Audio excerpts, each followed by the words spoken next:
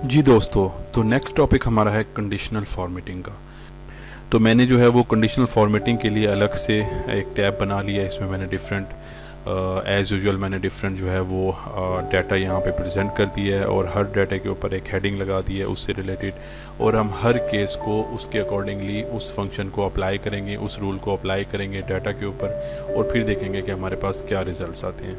तो सबसे पहले हम स्टडी करेंगे कि हम आप कंडीशनल फॉर्मेटिंग को फाइंड आउट करेंगे। फाइंड आउट करने के लिए आप सबसे पहले होम टैब पे जाएंगे। होम टैब पे जाने के बाद आप यहाँ पे देख रहे हैं कंडीशनल फॉर्मेटिंग का ऑप्शन हमारे पास मौजूद है। आप जब इसको ओपन करेंगे तो आपके सामने नंबर ऑफ़ ऑप्शन जो है वो अवेलेबल हो जाती हैं। सबसे पहला हमारे पास ऑप्शन है हाईलाइट सेल रूल्स। बेसिकली ये हाईलाइट सेल रूल हमें ये बताता है कि किसी भी सेल के अंदर मैं बल्कि आपको अगर मैं इस डाटा को कॉपी करूं तो मैं इसको सेपरेट कर लेता हूं। इसमें मैं पेज वैल्यू कर लेता हूं ताकि किसी किस्म का कोई फार्मूला ना रहे। ये मेरी कंडीशनल फॉर्मेटिंग से पहले का डाटा है और ये मेरा कंडीशनल फॉर्मेटिंग के बाद का। ये मेरे पास एक डाटा सेट है, इसको मैं मिड में कर देता हूँ, टॉप पे कर देता हूँ। तो ये मेरे पास एक डाटा मौजूद है। अगर आप देखेंगे तो इसमें करंट ईयर की फ़िगर है, लास्ट ईयर की फ़िगर है, मंथ वाइज सेल्स आप इसको बोल सकते हैं, और फिर उसके बाद यहाँ पे डिफरेंस हमने कैलकुलेट किया हुआ है current year minus last year. मैं इस फार्मूले को ड्रैग कर देता हूँ तो आप देखेंगे मेरे पास वही वैल्यू आ जाती है। तो मैंने बेसिकली दोनों जो लास्ट ईयर और करंट ईयर था उसका डिफरेंस निकाला हुआ है, और आप देखेंगे कि ये बहुत ही ज़्यादा प्रेजेंटेबल वे आउट नहीं है ये अगर मैंने डाटा प्रेजेंट करना हो तो। अब इस डाटा को प्रेजेंटेबल बनाने के मेरे पास बहुत सारे ऑप्शन हैं। तो सबसे पहले मुझे किसी भी डाटा को प्रेजेंटेबल करने के लिए और उस पर कंडीशनल फॉर्मेटिंग अप्लाई करने के लिए ये करना होगा कि मुझे डाटा को सिलेक्ट करना होगा। मैं यहाँ 500 से लेके और सबसे लास्ट में 200 यानी अप्रैल तक का डाटा सिलेक्ट कर लेता हूँ। उसके बाद मैं कंडीशनल फॉर्मेटिंग के ऊपर आ जाता हूँ। अब आप देखेंगे कि सबसे पहला ऑप्शन ये है कि हाईलाइट सेल रूल्स। अगर मैं इस पे आऊँगा तो वो बोलेगा कि आप इसमें से ये जो आपके पास 4 वैल्यूज़ आ गई हैं जो कि बेसिकली सेल्स डिफरेंस हैं current year versus last year का, आप इसको कैसे प्रेजेंट करना चाह रहे हैं। वो कहता है कि अगर आप ये चाह रहे हैं कि आप ग्रेटर देन वैल्यू जो हो उसको हाईलाइट करें, आप इसमें से किस वैल्यू को हाईलाइट करना चाह रहे हैं। सपोज़ करें मैं कहता हूँ कि इसमें से जो वैल्यू भी 500 से ऊपर हो तो माइक्रोसॉफ्ट एक्सेल जो है वो इन चारों वैल्यूज़ में से जो वैल्यू भी 500 से ऊपर हो तो वो उसको हाईलाइट कर दे। तो अब यहाँ पे वो वैल्यू दे रहा है, मैं यहाँ पे 500 मेंशन कर देता हूँ। आपने देखा जैसे ही मैंने 500 मेंशन किया तो 1000 जो है ना वो हाईलाइट हो गया। अगर मैं इसको 499 कर देता हूँ तो मेरे पास 500 और 1000 दोनों हाईलाइट हो जाएंगे, क्योंकि मैंने 500 से ऊपर जो है वो पहले मैंने आपको एग्जांपल दी थी कि जाऊँगा तो सिर्फ 1000 की फिगर आई थी। अब यहाँ मैंने 499 वैल्यू दी है तो उसने मुझे दोनों वैल्यू हाईलाइट कर दी हैं 500 और 1000। अगर मैं यहाँ 0 वैल्यू कर देता हूँ तो आप देखेंगे कि सिवाय नेगेटिव के वो तमाम वैल्यू हाईलाइट करके दे रहा है। अब ये जो रेड हाईलाइट हो रहा है इसकी फॉर्मेटिंग अगर आप चेंज करना चाहते हैं तो आप यहाँ पे क्लिक करेंगे और आप देख रहे हैं कि डिफरेंट ऑप्शन है। येलो कलर है, लाइट रेड कलर है जो कि ऑलरेडी हाईलाइट हुआ है, और इसके अलावा आप इसकी फॉर्मेटिंग भी जो है वो कर सकते हैं कस्टम फॉर्मेट से, और यहाँ से आप कोई भी कलर अपनी मर्ज़ी का सिलेक्ट कर सकते हैं। अगर आपने उसका बॉर्डर चेंज करना हो तो यहाँ से बॉर्डर चेंज कर सकते हैं आप। उसके अलावा अगर आपने फ़ॉन्ट कलर जो है वो चेंज करना हो तो आप वो चेंज कर सकते हैं। यहाँ से आप उसको बोल्ड या इटैलिक या अंडरलाइन कर सकते हैं, और यहाँ से आप टेक्स्ट का कलर भी चेंज कर सकते हैं। और यहाँ से अगर कोई नंबर है तो आप नंबर का फॉर्मेट चेंज कर सकते हैं। बेसिकली फॉर्मेट सेल को हम अलग से डिटेल में डिस्कस करेंगे क्योंकि ये भी एक बहुत ही ज़्यादा वैल्यूएबल एक फंक्शन है माइक्रोसॉफ्ट एक्सेल का। तो हम इसको लेटर ऑन सिलेक्ट करेंगे और इसमें देखेंगे कि क्या क्या ऑप्शन हमारे पास अवेलेबल हैं। फॉर द टाइम बिंग अभी आप सिर्फ ये अंडरस्टैंड करें कि इस ऑप्शन में जाके आप डिफरेंट कलर वगैरह जो है वो सेल का कलर और सेल में मौजूद जो टेक्स्ट होता है उसका कलर भी चेंज कर सकते हैं। तो अभी मैं इसको कैंसिल कर देता हूँ। तो आपने देखा कि मैं किस तरह से जो है वो हाईलाइट जो है ना वो अमाउंट, अगर मैं कोई क्राइटेरिया बताता हूँ हाईलाइट का, तो मैं उसको सिलेक्ट कर सकता हूँ और वो कलरफुल हो जाएगी। मैं दोबारा जो है वो कंडीशनल फॉर्मेटिंग में जाता हूँ और हाईलाइट ओपन करता हूँ, तो अब लेस देन का है। इसी तरह से अगर मैं सपोज करें कि लेस देन में जाके 0 सिलेक्ट करूँगा तो वो सिर्फ मेरी जो नेगेटिव की फिगर है उसको हाईलाइट करेगा। मैं आपको एक दफ़ा करके बता देता हूँ। अगर मैं यहाँ पे 0 कर दूँ तो आपने देखा कि उसने जो 0 से नीचे जो नेगेटिव अमाउंट है सिर्फ उसको हाईलाइट कर दिया। मैं दोबारा कंडीशनल फॉर्मेटिंग में जाऊँगा और इसी तरह से बाकी ऑप्शन है, बिटवीन है, अगर मैं उसको ऑप्शन दे देता हूँ कि 100 से 500 की फिगर जो है वो हाईलाइट कर दो, तो वो सिर्फ 500 को हाईलाइट कर देगा। उसके अलावा जो 200 है उसको भी हाईलाइट कर देगा। उसके बाद मैं दोबारा से जो है इसको अगर कंडीशनल फॉर्मेटिंग को ओपन करता हूँ तो टॉप 10 नंबर आ रहे हैं, टॉप 10 परसेंटेजेस आ रहे हैं। अगर आप परसेंटाइल में काम कर रहे हैं तो आप उसको भी हाईलाइट कर सकते हैं। बॉटम का ऑप्शन आ रहा है, बिटवीन का आ रहा है, जैसे ऊपर हमारे पास हाईलाइट में ऑप्शन था। उसके बाद डाटा बार्स का ऑप्शन है, इसमें वो ये करेगा कि आपका डाटा जितना हाईएस्ट वैल्यू होगा, आपका जो सेल है वो उतना ज़्यादा उस कलर से फिल आउट हो जाएगा। और अगर आपका नेगेटिव नंबर कोई है, जैसे मैंने इस केस में बताया हुआ है -700, तो वो आपका नेगेटिव नंबर ऑपोजिट साइड पे फिल आउट हो जाएगा। जैसे मैं इसको हाईलाइट करता हूँ तो आप देख रहे हैं कि मेरे पॉजिटिव नंबर 1000 नंबर मेरा सबसे ज़्यादा है, तो उसने उसको ब्लू कलर सबसे ज़्यादा दे दिया है। और मेरा नेगेटिव 700 है तो वो मेरा ऑपोजिट साइड पे रेड कलर हो गया। डिफरेंट कलर्स जो है ना वो इसमें अवेलेबल हैं और आप कलर जो है वो यहाँ से जाके मोर ऑप्शन से चेंज कर सकते हैं। इसको अभी हम डिटेल में डिस्कस करते हैं कि आप ये वाले जो ऑप्शन हैं उनको कैसे यूटिलाइज़ कर सकते हैं। मैं कंडीशनल फॉर्मेटिंग में दोबारा जाऊँगा, उसके बाद मैं कलर स्केल्स में आऊँगा, तो आप देखेंगे कि कलर स्केल में वो ये बताता है कि जैसे यहाँ पे बेसिकली ये होता है कि वो आपका जो सेल है उस सेल को कम्प्लीटली फिल आउट नहीं करता, बल्कि आपके सेल को मीडियम पॉइंट से आगे की तरफ जो है वो करता है। अगर आपकी वैल्यू पॉजिटिव होगी, और मीडियम पॉइंट से ऑपोजिट साइड पे फिल आउट करेगा अगर आपकी वैल्यू नेगेटिव में होगी। अगर आप ये चाहते हैं कि आपका पूरा का पूरा सेल जो है वो डिफरेंट कलर्स में आ जाए, तो आप देखेंगे कि यहाँ से मैं जैसे ही सेल सेलेक्ट करूँगा तो मेरे पास डिफरेंट ऑप्शन अवेलेबल हो जाएंगे। आप देख रहे होंगे कि यहाँ पे कलर जो है ना वो डिफरेंट आ रहे हैं, लाइक रेड कलर आ रहा है, फिर उसके बाद ग्रीन है, फिर बिल्कुल लाइट ग्रीन है, और फिर बिल्कुल लाइट रेड कलर है। वो इस वजह से है क्योंकि एक्सेल जो है वो इसमें हमारे पास जो ऑप्शंस हैं, मैं अगर यहाँ पे मैं कलर्स में जाके अगर मोर रूल में जाता हूँ तो आप देखेंगे कि यहाँ पे 2 कलर स्केल है और फिर उसके बाद 3 कलर स्केल है। 2 कलर स्केल में ये होता है कि वो आपको जो कलर स्केल सिर्फ कंप्लीट कलर नहीं देता, रेड कलर या ग्रीन कलर नहीं देगा, बल्कि आपको रेड कलर के भी 2 स्केल देगा, आपको ग्रीन कलर के भी 2 स्केल देगा, और उसके अकॉर्डिंगली जो है ना वो उसको हाईलाइट करेगा। उसके बाद ये आइकन सेट है यहाँ पे। सपोज करें कि मुझे इनमें से, आप चाहते हैं कि आप कोई भी इनमें से आइकन सेलेक्ट कर लें। मैं बिल्कुल बेसिक सा आइकन सेलेक्ट करता हूँ सबसे पहले अगर आपने इसकी फॉर्मेटिंग चेंज करनी है तो आपको पिछली फॉर्मेटिंग ख़त्म करनी होगी। लाइक मैं इसमें अगर पिछली फॉर्मेटिंग ख़त्म करनी हो तो उसके 2 तरीके हैं। एक तरीका तो ये है कि मैं कंडीशनल फॉर्मेटिंग में जाऊँगा, यहाँ से मैं क्लियर रूल में करूँगा, मेरे पास 2 ऑप्शन आएंगे। एक ऑप्शन वो मुझसे बोलेगा कि जो सिलेक्शन आपने की हुई है आपको सिर्फ इस सिलेक्शन एरिया की फॉर्मेटिंग ख़त्म करनी है या आपको पूरी वर्कबुक की फॉर्मेटिंग ख़त्म करनी है। तो यहाँ पे जो कि मुझे सिर्फ उस एरिया की फॉर्मेटिंग ख़त्म करनी है, तो मैं उससे बोलूँगा कि clear rule from selected cell only. मैंने क्लिक किया तो आपने देखा कि मैं अपनी पुरानी पोजीशन पे वापस आ गया। अब सपोज करें कि मैं कोई आइकन इसमें यूज़ करना चाहता हूँ, तो मैं आइकन सेट में जाके बिल्कुल बेसिक से आइटम जो है वो सिलेक्ट कर लूँगा। अब इसको थोड़ा सा मुझे फॉर्मेट करने की ज़रूरत होगी, क्योंकि जब मैं यहाँ पे आऊँगा और फॉर्मेट करने के लिए आपके पास सबसे नीचे ऑप्शन आ रहा है मैनेज रूल का। मैनेज रूल पे आप क्लिक करेंगे तो आपके पास वो रूल अप्लाई जो अभी हमने किया है, हमने आइकन इसमें यूज़ किए थे, तो उसने वही आइकन मुझे यहाँ पे प्रोवाइड कर रहा है कि आपकी इस लिस्ट के ऊपर हमने ये आइकन यूज़ किए हैं। अब मुझे एडिट रूल पे जाना है। तो अब सबसे पहले मुझे इसकी फॉर्मेटिंग जो है वो मैं आपको बताता हूँ। यहाँ पे मैं आऊँगा तो वो बोल रहा है कि सबसे नीचे आप देखेंगे तो उसने ग्रीन कलर का एरो दिया हुआ है, येलो कलर का दिया हुआ है और रेड कलर का दिया हुआ है। अब इसका जो इस वक्त की सेटिंग है वो बाय डिफ़ॉल्ट इसकी सेटिंग हुई है, तो हमने अपने हिसाब से इसकी सेटिंग को हम चेंज कर सकते हैं। आप देख सकते हैं कि यहाँ पे मैं बोलता हूँ कि 400 से अबव जो है वो हमें ग्रीन दे दे, उसके अलावा 400 से लेके 400 से 150 अगर कोई वैल्यू हो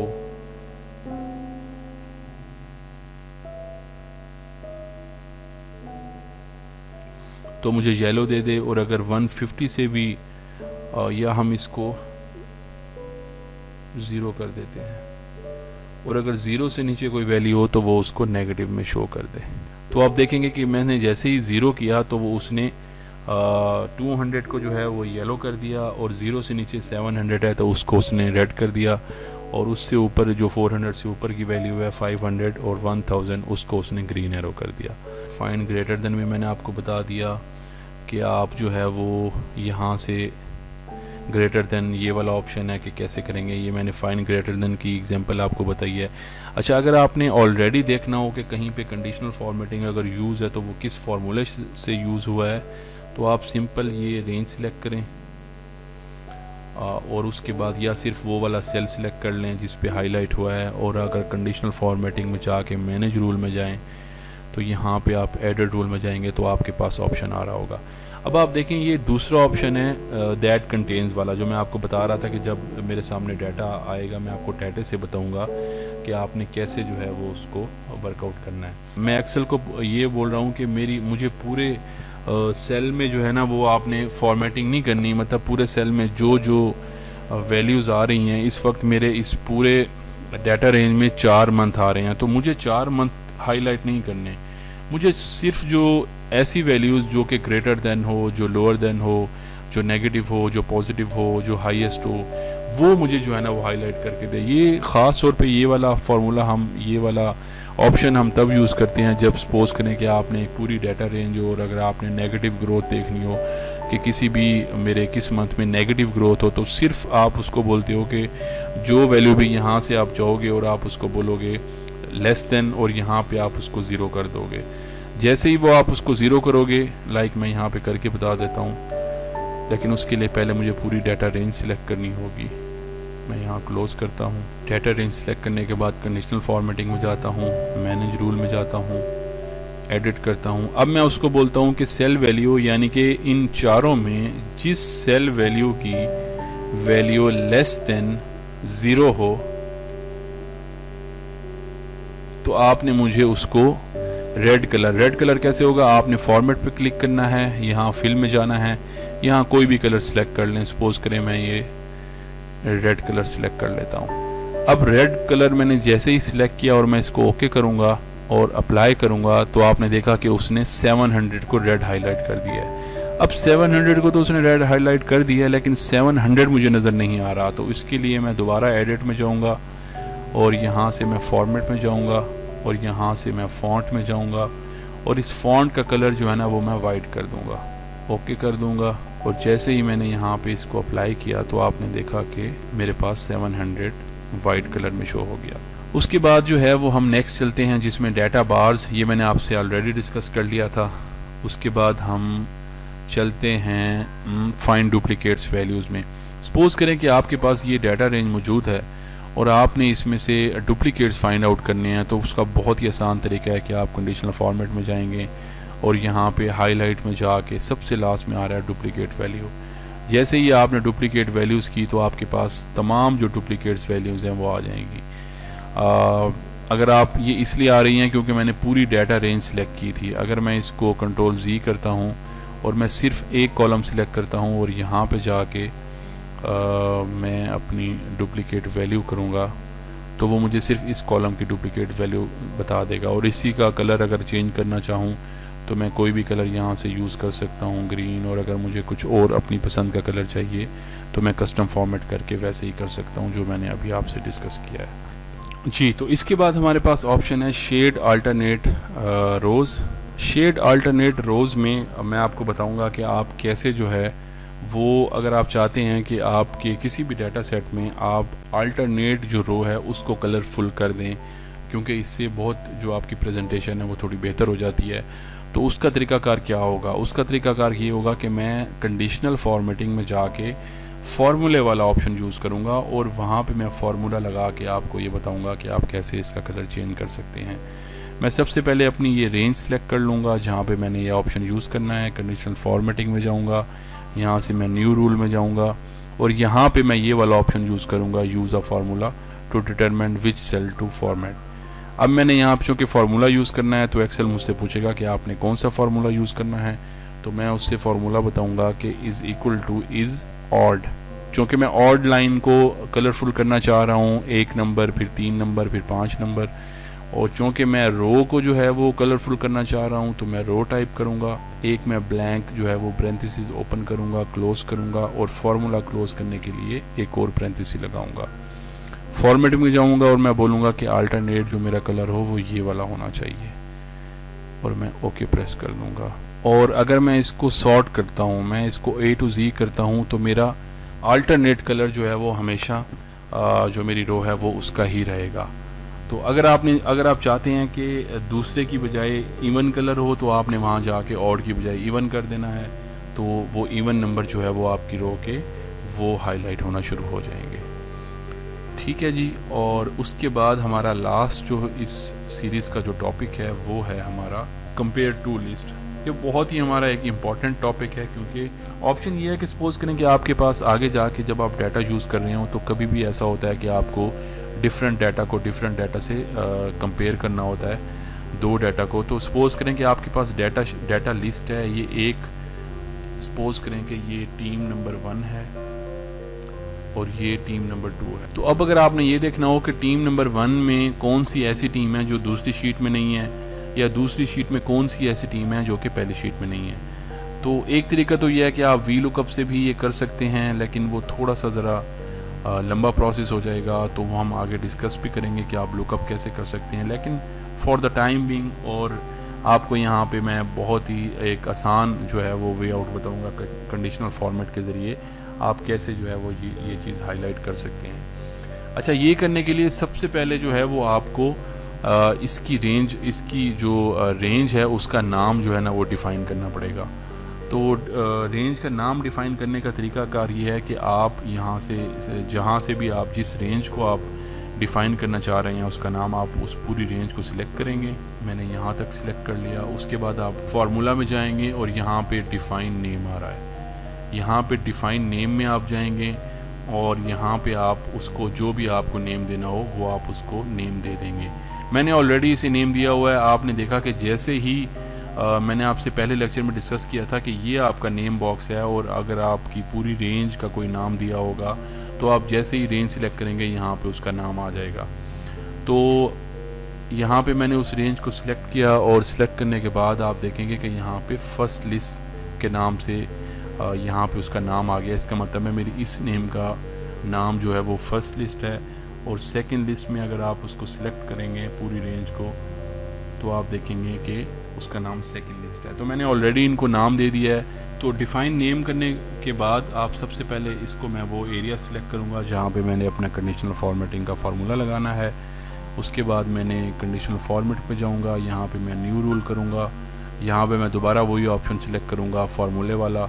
अब मैंने फार्मूला यूज़ करना है तो मैं इज़ इक्वल टू करूँगा काउंट इफ़ और मैं बोलूँगा कि मुझे वो बता दो जो कि सेकंड लिस्ट में मौजूद नहीं है। और मेरी चूँकि फ़र्स्ट लिस्ट उसने कहाँ से जो है चेक करनी है वो उसने करनी है N2। अगर आप देखेंगे तो ये मियामी डॉल्फिन जो है वो N2 जो है वो इसका सबसे पहला ऑप्शन है। तो मैं N2 पे सिलेक्ट करूँगा, अपनी ब्रैकेट क्लोज करूँगा और उसे बोलूँगा कि ये इज़ इक्वल टू 0 जो है वो एग्जैक्ट मैच के साथ मुझे बता दे। उसके बाद मैं उसे बोलूँगा कि अगर कोई ऐसा आपको मिले तो उसको ये हाईलाइट कर दें। ओके करूँगा और यहाँ से मैं जैसे ही ओके करूँगा तो देखें उसने बताया कि ये दो आपके पास ऐसे हैं जो कि इस लिस्ट में मौजूद नहीं है, ये नए हैं। तो अगर सपोज़ करें मैं यहाँ पे कोई और डाटा खुद से लिखता हूँ ABC, तो देखिए ABC भी यहाँ पे आ गया। अगर मैं यहाँ पे जाफ़र लिखता हूँ तो यहाँ पे मैं जाफ़र लिखता हूँ तो जाफ़र हाईलाइट हो जाए। तो सिमिलरली अगर आपने यही टीम 2 में देखना हो कि टीम 2 में कौन से ऐसे जो है वो प्लेयर्स हैं जो कि टीम 1 में नहीं हैं, तो आपने इसको सिलेक्ट किया तो यहाँ पे सेकंड लिस्ट ऑलरेडी इसका नाम आ चुका है। आप कंडीशनल फॉर्मेटिंग में जाएंगे, आप न्यू रूल करेंगे, उसके बाद आप सबसे जो लास्ट ऑप्शन है इसको सिलेक्ट करेंगे और यहाँ पे फार्मूला टाइप करेंगे और फार्मूले में थोड़ी सी आपने चेंज करनी है, काउंट इफ करेंगे, ब्रैकेट ओपन करेंगे और यहाँ पे आपने फर्स्ट लिस्ट मेंशन करना है क्योंकि आप फर्स्ट लिस्ट में देखना चाह रहे हैं। और यहाँ पे हमारा सेकंड लिस्ट का जो सबसे पहला जो सेल है वो O2 का है, तो मैं O2 के बाद ब्रैकेट क्लोज करूँगा और इसको इक्वल टू 0 कर दूँगा और यहाँ पे मैं इसका जो कलर है वो भी चेंज कर देता हूँ। और मैंने इसको जैसे ही ओके किया तो आपने देखा कि यहाँ पे ये 5 प्लेयर ऐसे हैं जो कि लिस्ट 1 में मौजूद नहीं है। जी, तो आज मैं आपसे डिस्कस करूंगा माइक्रोसॉफ्ट एक्सेल का एक और फंक्शन जो कि कस्टम फॉर्मेट का फंक्शन है। आप देख सकते हैं यहाँ पे मैंने एक छोटी सी डाटा रेंज बनाई हुई है जो कि लाइट ग्रे कलर की है, जिसमें मंथ वाइज सेल मैंने मेंशन की है। इसमें अगर आप देखेंगे तो मई के महीने में मैंने लॉकडाउन मेंशन किया, यानी कि मैंने कोई भी रैंडम टेक्स्ट मेंशन कर दिया है, और अप्रैल के अंदर मैंने -5000 जो है मेंशन किया है, और इसी तरह जून में मैंने 0 मेंशन किया है। अब आप देख सकते हैं कि चूंकि यहाँ पे टेक्स्ट मेंशन है तो इसकी वजह से मैं यहाँ पे एक तो सम का फार्मूला जो है अगर मैं इसको यूज़ करूँ तो आप देखेंगे जैसे मैंने ऑल्ट इज इक्वल टू किया तो वो टेक्स्ट से पहले जो है वो एप्लीकेबल होगा और उसके बाद मुझे मैनुअली उसको अपडेट करना होगा। और अगर मैं यहाँ पे सपोज करें कि शेयर लेता हूँ हर मंथ का, उसको पर मंथ को डिवाइड करके टोटल से, तो आप देखेंगे जैसे ही मैं मई में आऊँगा तो वहाँ पे मुझे एरर आ जाएगा क्योंकि मैं टेक्स्ट को डिवाइड कर रहा हूँ वैल्यू से। तो सपोज करें कि अगर आपके पास एक डाटा रेंज है और आप चाहते हैं कि मैं अपनी फिगर के साथ टेक्स्ट भी मेंशन करूँ, तो उस सूरत हाल में आप क्या करेंगे। सपोज करें मैं चाहता हूँ कि यहाँ पे जो भी मेरी नेगेटिव वैल्यू आए उसके साथ रिटर्न जो है वो लिखा हुआ आ जाए, ताकि मुझे पता चल जाए कि ये वाली वैल्यू जो है वो रिटर्न है, या अभी कोई रिमार्क्स कोई कमेंट आप चाहते हैं कि मेरी फिगर के साथ आ जाए लेकिन उसकी कैलकुलेशन में भी फ़र्क ना आए, तो उस सूरत हाल में आप क्या करेंगे।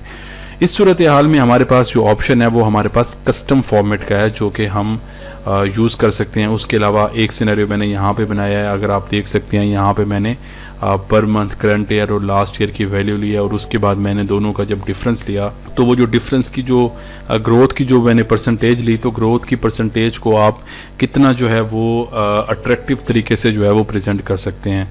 आप देख रहे हैं कि इसमें मैंने जो है ना वो हर नेगेटिव और पॉजिटिव के जो है वो कलर्स जो है वो आ गए हैं। अगर मैं यहाँ पे सपोज करें कि करंट ईयर की फिगर को मैं बढ़ा देता हूँ तो आप देखेंगे कि ये प्लस में 33% जो है ना वो इसका साइन जो है वो ऑटोमेटिकली चेंज हो जाएगा।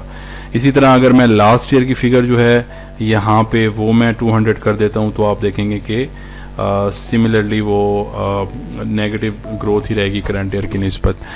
तो इसी तरह से अगर आप चाहते हैं कि आपके पास परसेंटेज ना आए बल्कि आपके पास जो भी डिफरेंस वैल्यू हो वो सिर्फ आपके पास आइकन्स आ जाएं, आपके पास कलरफुल तरीके के आइकन से आपको पता चल जाए कि मेरा ये वाला मंथ जो है वो लास्ट ईयर के मुकाबले में नेगेटिव है या पॉजिटिव है। इसी तरह से आप जो है वो आइकन डिफरेंट तरीके से यूज़ कर सकते हैं। यहाँ पे आप देख रहे हैं कि तो कलरफुल स्माइलीज भी हैं, सैड फेसेस भी हैं, डाउनवर्ड एरो भी है, अपवर्ड एरो भी है। तो ये डिफरेंट तरीके की फॉर्मेटिंग है जो कि आप करके अपने डाटा को बहुत ज़्यादा प्रेजेंटेबल और अट्रैक्टिव लुकिंग जो है वो बना सकते हैं। अब हम डिस्कस करेंगे कि कस्टम फॉर्मेट जो है वो काम कैसे करता है। कस्टम फॉर्मेटिंग का ऑप्शन अगर आपने लेना हो तो आपको Ctrl+1 प्रेस करेंगे तो आपके पास इस किस्म की विंडो सामने आ जाएगी जो कि बेसिकली फॉर्मेट सेल के नाम से है, और इसमें सबसे लास्ट में आपके पास कस्टम का ऑप्शन है। ये वो ऑप्शन है जिसके बारे में हम आज जो है वो डिटेल में डिस्कस करेंगे और मैं आपको बताऊंगा कि इस ऑप्शन में ये जो डिफरेंट ऑप्शन आ रहे हैं आपने देखे होंगे, इन ऑप्शंस का क्या मतलब होता है। इसमें पाउंड का यानी कि हैश का ऑप्शन भी आ रहा है, ज़ीरो का भी आ रहा है, सेमी कॉलन भी आ रहे हैं, क्वेश्चन मार्क्स भी आ रहे हैं। तो इनका क्या मतलब होता है और इनको हम कैसे यूज़ कर सकते हैं। कस्टम फॉर्मेट का ऑप्शन जो है वो ये जो एरिया है आप ये देख सकते हैं जिस पे जर्नल लिखा हुआ है, ये बेसिकली फार्मूला एरिया है जहाँ पे हम टाइपिंग करेंगे। आप देख सकते हैं यहाँ पे मैं टाइप करूँगा अपना जो रूल्स हैं वो मैं टाइप करूँगा और वो रूल्स अप्लाई होंगे मेरी फिगर्स पे और बेसिकली मेरी फिगर जो है वो एक्चुअली मेरी फिगर ही रहेगी, लेकिन उसकी फॉर्मेटिंग जो है वो चेंज हो जाएगी। सबसे पहला जो आपने जो रूल याद रखना है वो ये है कि सबसे पहले हम कस्टम फॉर्मेटिंग में पॉजिटिव नंबर मेंशन करते हैं, फिर नेगेटिव मेंशन करते हैं, फिर जीरो की फॉर्मेटिंग करते हैं और सबसे लास्ट में हम टेक्स्ट की फॉर्मेटिंग करते हैं। हर जो फॉर्मेटिंग हम करेंगे 4 सेक्शन होते हैं, जो हर सेक्शन को दूसरे सेक्शन से जो चीज़ अलग करती है वो सेमी कॉलन का साइन है। ये वाला जो साइन है इसको बोलते हैं सेमी कॉलन साइन। सबसे पहले हम डिस्कस करेंगे कि हैश का जो साइन है ये किस लिए यूज होता है। हैश का जो साइन यूज होता है ये बेसिकली किसी भी नंबर को प्रेजेंट करने के लिए ये वाला जो है वो साइन यूज होता है। लाइक अगर यहाँ पे मेरे पास 1000 की फिगर है और अगर मैंने 1000 को की फॉर्मेटिंग मैंने करनी है, तो यहाँ पे अगर मैं जाऊँगा और कस्टम फॉर्मेट ओपन करूँगा तो आप देखेंगे कि जर्नल के अंदर मैं जो भी साइन पुट करूँगा तो ऊपर उसकी जो यहाँ पे सैंपल लिखा हुआ आ रहा है, तो जो भी मैं साइन पुट करूँगा सैंपल में मुझे एक्चुअल उसका रिजल्ट मिलेगा कि वो ये साइन पुट करने से मेरी वो जो फिगर है वो कैसे जो है वो दिखेगी। तो अब मैंने अगर सपोज करें कि इस 5000 को मैंने 1000 सेपरेटर अगर करना है तो उसका क्या तरीकाकार होगा। तो मैं सबसे पहले जो है वो हैश जो है वो टाइप करूँगा, उसके बाद मैं जैसे ही मैंने कोमा लगाया तो आप देखेंगे कि कोमा लगाने से मेरे वो जो 3 ज़ीरोज़ हैं वो गायब हो चुके हैं, क्योंकि जो सिंगल जो हैश का साइन है वो एक नंबर को जो है वो प्रेजेंट करता है। तो जैसे ही मैंने कोमा लगाया तो अब इस वक्त की फॉर्मेटिंग के मुताबिक एक्सेल ये समझ रहा है कि मैंने 5000 में से सिर्फ पहला जो है वो डिजिट लेना है और उसके बाद मैंने जो है वो कोमा लगा के अगले जो है ज़ीरो जो है वो उसको ख़त्म कर दिया है। लेकिन अब मैं एक्सेल को बताऊंगा कि बेसिकली मैंने वो कोमा इसलिए लगाया है कि मैं ताकि 1000 सेपरेटर जो है वो ले सकूं, तो दोबारा वो जो फर्दर जो नंबर हासिल करने के लिए मैं दोबारा से जो है वो हैश पुट करूंगा तो आप देखेंगे कि वो जो 3 ज़ीरो हैं वो दोबारा आ जाएंगे और अब स्टार अब हैश कोमा हैश लगाने से मेरी जो फिगर है वो मेरी 5000 विद सेपरेटर जो है वो शो होगी। अगर मैं यहाँ पे ओके कर दूं तो आप देखेंगे ये 5000 अब 5000 विद 1000 सेपरेटर के साथ शो हो रहा है। मैं दोबारा कंट्रोल 1 करता हूँ, मैं इसके ऊपर आऊँगा तो आप देखेंगे कि वो ऑटोमेटिकली जो एक्सेल ने उसको 3 जो है वो हैश लगा दिए हैं, क्योंकि हर डिजिट के लिए वो एक हैश जो है वो यूज़ करता है। तो उसके बाद जो है वो मैं अगर सपोज करें कि मैं चाहता हूँ कि मेरी जो पॉजिटिव नंबर है इसके साथ कोई टेक्स्ट लिखा हुआ आ जाए, तो मैं क्या करूँगा कि मैं यहाँ पे टेक्स्ट, आपको पता है कि हमेशा इन्वर्टेड कोमास में जो है ना वो लिखा जाता है। तो सपोज करें मैं यहाँ पे चाहता हूँ कि फिगर के राइट साइड के ऊपर टेक्स्ट लिखा हुआ आ जाए, तो मैं क्या करूँगा इन्वर्टेड कोमा लगाऊंगा और उसके बाद मैं कोई भी टेक्स्ट लिख दूंगा। सपोज करें मैं लिख देता हूँ एनी टेक्स्ट और मैं यहाँ डबल कोमा जैसे ही लगाऊंगा तो आपने देखा कि वो 5000 के साथ एनी टेक्स्ट ऊपर सैंपल में लिखा हुआ आ गया है। यहाँ पे चूँकि स्पेस मैंने ऐड नहीं की इस वजह से ऊपर भी स्पेस ऐड, यहाँ पे मैं जैसे ही स्पेस मैंने ऐड की तो अब 5000 के साथ एनी टेक्स्ट लिखा हुआ आ गया है। तो इस तरह से जो है वो आप डिफरेंट फॉर्मेटिंग यहाँ पे जैसे ही करते जाएंगे तो आपके पास ऊपर जो है वो सैंपल में उसका रिजल्ट मिलेगा। सपोज करें मैं इसको यहीं पे क्लोज कर देता हूँ तो आपने देखा अब मेरे पास 5000 एनी टेक्स्ट लिखा हुआ आ गया है, जो कि बेसिकली फिगर ही है। अगर आप फार्मूला बार में देखेंगे तो ये 5000 ही है, लेकिन उसकी फॉर्मेटिंग मैंने इस तरह से कर दी है कि अब उसके साथ टेक्स्ट लिखा हुआ भी आ रहा है। अब आप सपोज करें कि यहाँ पे 2000 की मैं एक फिगर ले लेता हूँ और अगर मैं 2000 को डिवाइड कर दूं इस 5000 से जिसके अंदर टेक्स्ट लिखा हुआ है तो आप देखेंगे कि मेरे पास परसेंटेज जो है वो 40% आ गई है। तो एक्सेल ने क्या किया कि उसने वो 5000 ही कंसीडर किया है, आल्दो कि उसके साथ टेक्स्ट लिखा हुआ है, लेकिन एक्सेल उसको फिगर ही कंसीडर कर रहा है और उसने मुझे 2000 को डिवाइड जब मैंने किया तो उसने मुझे एक्चुअल जो है वो रिजल्ट दे दिया। मैं इस पूरी रेंज को पहले मुझे सिलेक्ट करना होगा जिसके ऊपर मैंने कस्टम फॉर्मेटिंग करनी है। मैं कंट्रोल 1 प्रेस करूंगा, यहाँ से मैं कस्टम पे आऊँगा और यहाँ से मैं स्टार्ट से आपको बताऊँगा कि कैसे आपने इसकी फॉर्मेटिंग करनी है। तो मैं क्या करता हूँ, मैं यहाँ पे सबसे पहले लिखता हूँ पॉजिटिव नंबर और उसके बाद मैं क्या करता हूँ कि मैं इन्वर्टेड कोमास दोबारा पुट करूँगा तो आपने देखा मेरे पास ऊपर पॉजिटिव नंबर लिखा हुआ आ गया है। अब मैं चाहता हूँ कि इसके पॉजिटिव नंबर के बाद एक्चुअल में वो नंबर आए जो कि इस सेल के अंदर मौजूद है। तो मैं हैश प्रेस करूँगा और मैं चाहता हूँ कि 1000 सेपरेटर के साथ आए। मैं दोबारा कोमा प्रेस करूँगा, उसके बाद मैं 3 दफ़ा दोबारा से जो है वो हैश प्रेस करूँगा और पॉजिटिव नंबर के बाद मैं एक स्पेस ऐड करूँगा और आपने ऊपर देखा तो पॉजिटिव नंबर 5000 विद सेपरेटर आ गया। अब मैंने नेगेटिव नंबर की तरफ जाना है तो मैं सेमी कॉलन ऐड करूँगा और सेमी कॉलन मैंने जैसे ही ऐड किया तो उसके बाद अब मैं चाह रहा हूँ कि मैं नेगेटिव नंबर की जो है वो फॉर्मेटिंग करूँ। नेगेटिव नंबर के लिए मैं चाहता हूँ कि जो मेरा नेगेटिव नंबर हो वो एक तो ब्रैकेट्स में जो है वो नेगेटिव फिगर लिखी हुई आ जाए और साथ वो रेड कलर की आ जाए।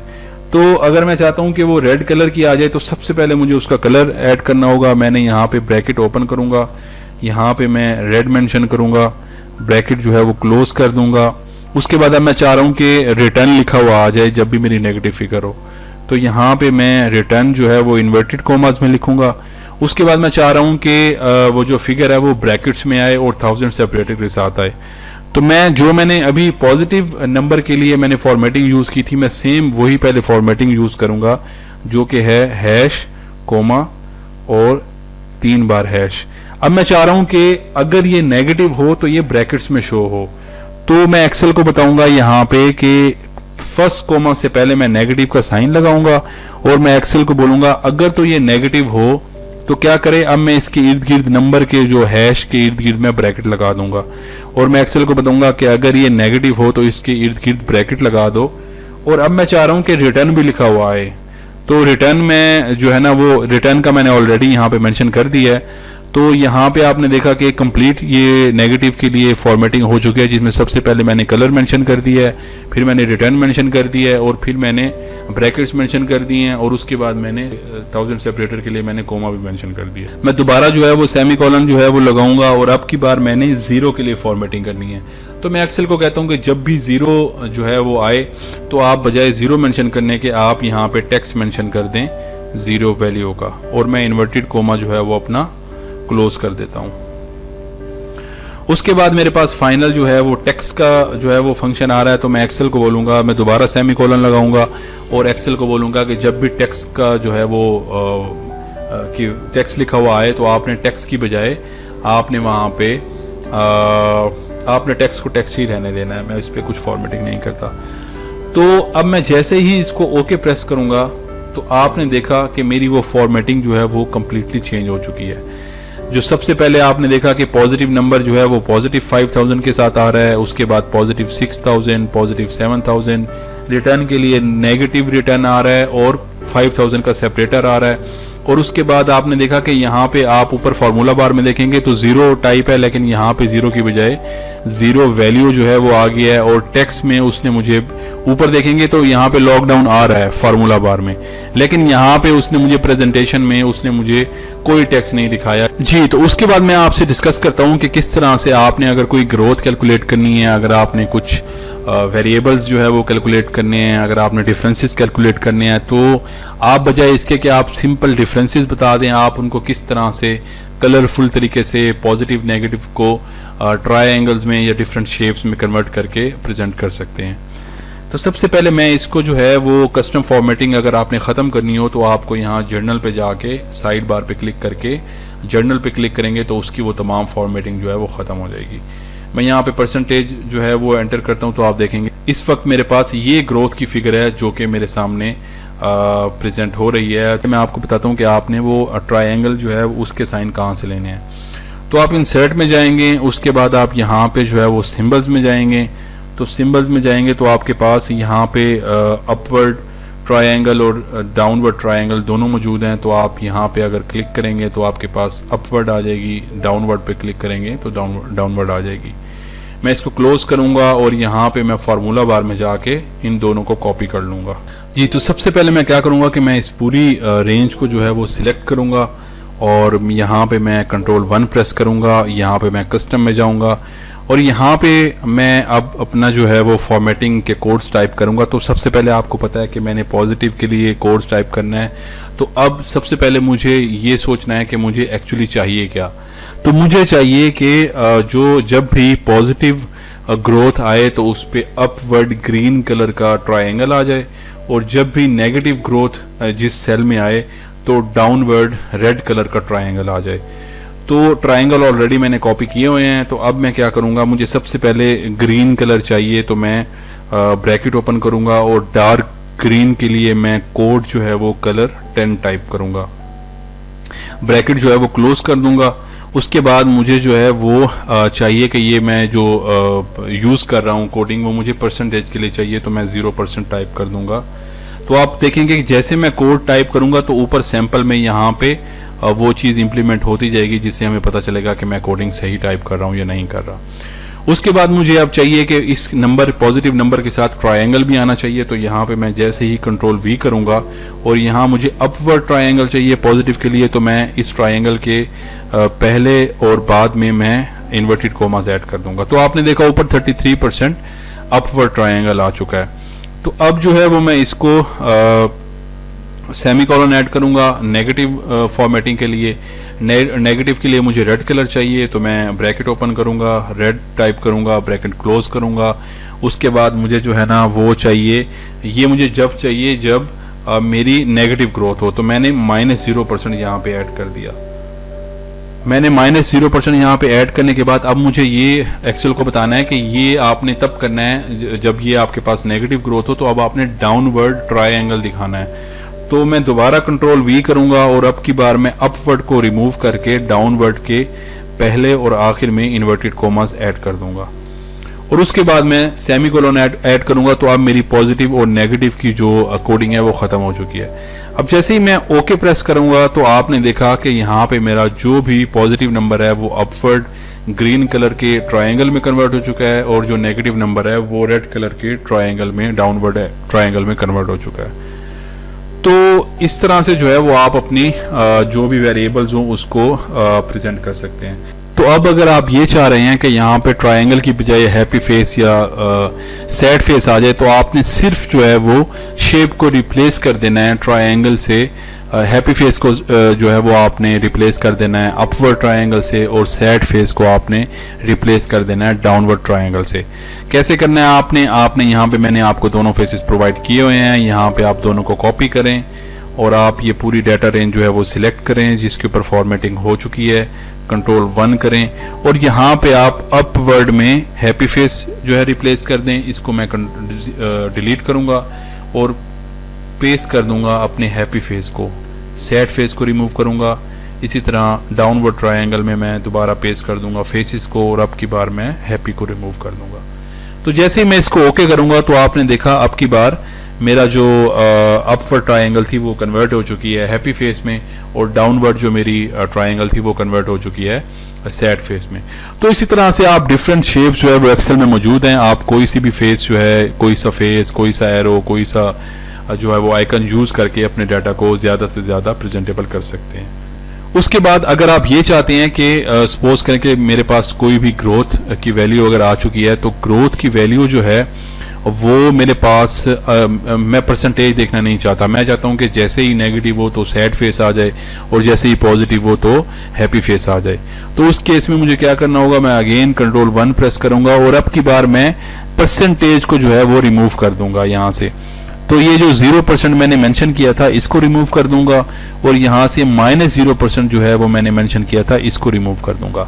अब आप ये सोच रहे होंगे कि अगर मैं 0% या -0% को रिमूव कर दूंगा तो एक्सेल को कैसे पता चलेगा कि मैंने किस पॉजिटिव परसेंटेज पे सैड फेस लगाना है या हैप्पी फेस। तो मैंने आपको जैसे पहले बताया था, शुरू में बताया था कि हमेशा एक्सेल जो पहला आर्गुमेंट होगा उसको पॉजिटिव ही कंसीडर करेगा और जो दूसरा आर्गुमेंट होगा उसको नेगेटिव ही कंसीडर करेगा। तो इस केस में भी आप परसेंटेज लगाएं या ना लगाएं इससे कोई फर्क नहीं पड़ेगा। अगर मैं इसको ओके कर दूं तो आप देखेंगे कि अब की बार परसेंटेज जो है वो रिमूव हो चुकी हैं और उसकी जगह पे अगर पॉजिटिव वैल्यू थी या पॉजिटिव डिफरेंस था या इंक्रीज था तो हैप्पी फेस आ जाएगा और अगर डिक्रीज वैल्यू है, नेगेटिव ग्रोथ है तो उसकी जगह सैड फेस आ जाएगा। तो इस तरह से जो है वो आप अपनी डिफरेंट जो है वो वैल्यूज़ के साथ प्ले कर सकते हैं, आप फॉर्मेटिंग कर सकते हैं, आप शेप्स चेंज कर सकते हैं और अपने डाटा को जो है वो ज़्यादा प्रेजेंटेबल बना सकते हैं।